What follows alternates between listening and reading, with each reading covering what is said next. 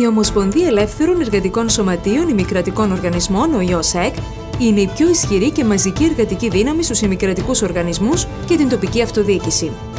Αντιπροσωπεύει 7.500 εργαζόμενους στον ημικρατικό τομέα και 2.500 εργαζόμενους στην τοπική αυτοδιοίκηση. Σκοπός της είναι η προάσπιση των συμφερόντων όλων των εργαζομένων και η βελτίωση των οικονομικών και κοινωνικών συνθηκών τους. Με την ισχυρή συμβολή της ΟΙΟ, υπογράφονται δεκάδες συλλογικές συμβάσεις ανά τετραετία, συνομολογούνται πολυάριθμες συμφωνίες, εξετάζονται εκατοντάδες προσωπικές και ομαδικές υποθέσεις μελών. Η ΟΙΟ ενεργεί πάντα με υπευθυνότητα, γνώση, διορατικότητα, ευθυκρισία και ανεξαρτησία. Στο τραπέζι της διαπραγμάτευσης, η ΟΙΟ προτείνει, διαφωνεί, διαλέγεται, συμβιβάζεται, χωρίς εκπτώσεις και επιρροές από τους εργοδότες, την κυβέρνηση, τα πολιτικά κόμματα και άλλους φορείς. Ασκεί κριτική όταν αυτό επιβάλλεται, χτυπά το χέρι στο τραπέζι όταν τούτο απαιτείται, απεργεί μόνο όταν αυτό χρειάζεται. Η Ομοσπονδία ενεργεί λαμβάνοντας πάντοτε υπόψη την οικονομική κατάσταση του τόπου, τους εθνικούς στόχους και τις ανάγκες και τα προβλήματα των εργαζομένων.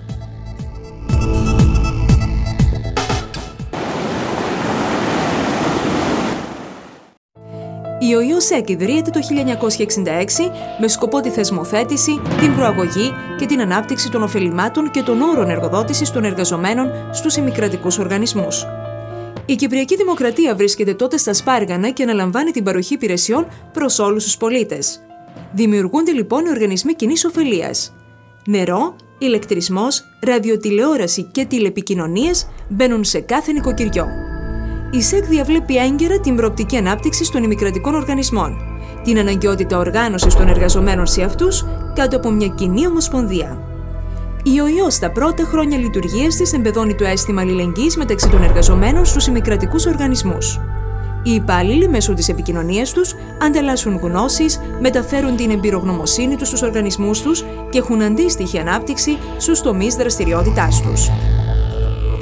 Με τον αγώνα της ΟΙΟ βελτιώνονται σημαντικά τα παρεχόμενα ωφελήματα των υπαλλήλων των ημικρατικών. Μέχρι σήμερα η ΟΙΟ πέτυχε σημαντικά επιτεύγματα και ωφελήματα για τους εργαζόμενους. Ουσιαστική στήριξη στην οικονομική ανασυγκρότηση της οικονομίας μετά την τουρκική εισβολή του 1974. Θεσμοθέτηση της ΆΤΕ και στους ημικρατικούς. Καθιέρωση της διαβούλευσης και συνομολόγησης συλλογικής σύμβασης τακτής χρονικής διάρκειας. Θεσμοθέτηση μισθολογικών κλιμάκων. Κανονιστική ρύθμιση βασικών όρων απασχόλησης και συνταξιοδοτικών ωφελημάτων. Ιατροφαρμακευτική περίθαλψη, ταμεία ευημερίας, πενθήμερη εβδομάδα εργασίας.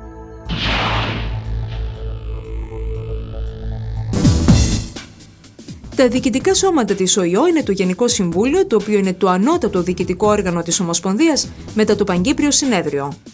Η Εκτελεστική Επιτροπή, στην οποία εκπροσωπείται κάθε συντεχνία με έναν αντιπρόσωπο.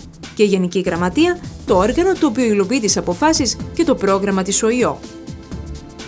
Η ΟΙΟ μεγαλώνει, αναπτύσσεται και δημιουργεί. Το 1990 εντάσσεται στις τάξεις της η τοπική αυτοδιοίκηση, η οποία παρουσιάζει αυξητική τάση στη στελέχωσή της και στο φάσμα των δραστηριοτήτων της. Έκτοτε, νέες ανεξάρτητες συντεχνίες εντάσσονται στην Ομοσπονδία και χιλιάδες νέα μέλη τόσο από τους ημικρατικούς όσο και από την τοπική αυτοδιοίκηση προσχωρούν στις υφιστάμενες συντεχνίες και στα σωματεία μέλη μας. Με συλλογική προσπάθεια πετύχαμε το στόχο για ένταξη ανοργάνωτων εργαζομένων στις συντεχνίες στους χώρους εργασίας. Μέλη της ΟΙΟ είναι 18 ανεξάρτητες συντεχνίες ημικρατικών οργανισμών και 5 σωματεία τοπικής αυτοδιοίκησης.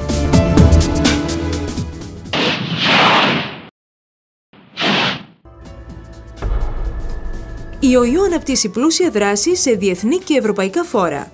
Συμμετέχει σε συνέδρια στα οποία διαμορφώνονται πολιτικές. Λαμβάνει μέρος σε εκδηλώσεις διαμαρτυρίας που αλλάζουν το εργασιακό σκηνικό. Ενημερώνεται για τις νέες οδηγίες και τις εξελίξεις στον εργασιακό τομέα. Η ΟΙΟ είναι μέλος της Διεθνούς Ομοσπονδίας των Ενώσεων των Δημοσίων Υπηρεσιών PSI και EPSU. Συμμετέχει επίσης στη μεσογειακή ομάδα της EPSU και παρακολουθεί τις δραστηριότητες των ομοσπονδιών ITF και UNI.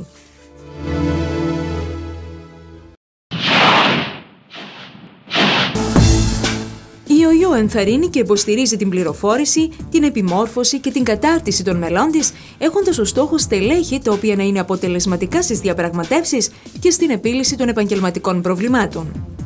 Η Συνδικαλιστική Σχολή με εξειδικευμένα σεμινάρια και εφημερίδα Εργατική Φωνή υποστηρίζουν και υλοποιούν το στόχο αυτό.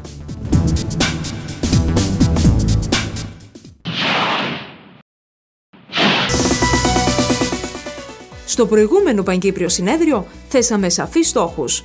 Στην τετραετία που πέρασε, εργαστήκαμε μεθοδικά, αφουγκραστήκαμε τον εργαζόμενο και ανοίξαμε παράθυρο στο μέλλον. Κατορθώσαμε αρκετά με συλλογική προσπάθεια και με οδηγό το κοινό μας όραμα. Ανανεώθηκαν συμβάσεις σε όλους τους ημικρατικούς οργανισμούς. Συνεισφέραμε στην οικονομική σύγκληση της Κύπρου και το δρόμο προς το ευρώ, αποδεχόμενοι μηδενικές αυξήσεις για τα έτη 2004 και 2005. Πετύχαμε γενικές αυξήσεις 2% για το 2006 και 1% για το 2007. Αξιώσαμε τερματισμό της εκ των υστέρων κυβερνητικής παρέμβασης σε συλλογικές συμβάσεις. Αντιταχθήκαμε στη λύση των εκτάκτων και στην ανάθεση υπηρεσιών για κάλυψη μόνιμων αναγκών. Προωθήθηκε η επέκταση του ορίου αφιπηρέτησης από το 60ο στο 63ο έτος. Αντιδράσαμε στην κρατική απορρόφηση πλεονασμάτων από την ΑΕΚ και την ΑΤΙΚ που πλήττει τον οργανισμό και τους εργαζόμενους.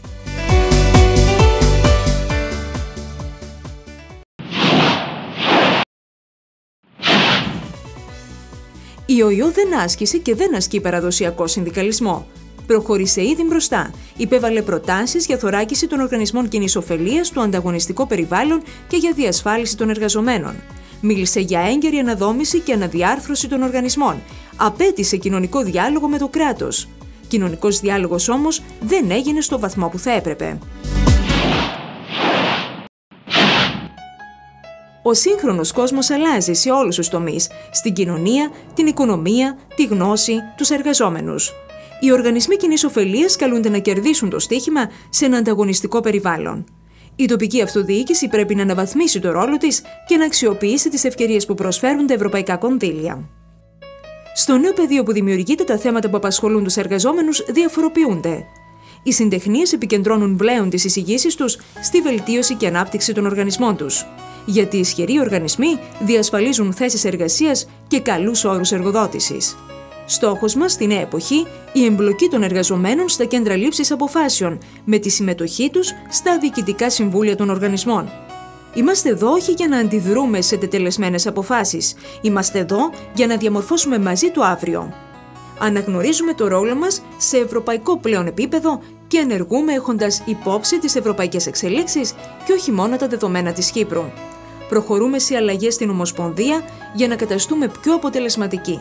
Καθιερώνουμε νέους τρόπους προσέγγισης μελών, νέους τρόπους στην καθοδήγηση σωματείων μελών και αξιοποιούμε την τεχνολογία για να μεταφέρουμε έγκαιρα και έγκυρα την πληροφόρηση στα μέλη και στην κοινωνία.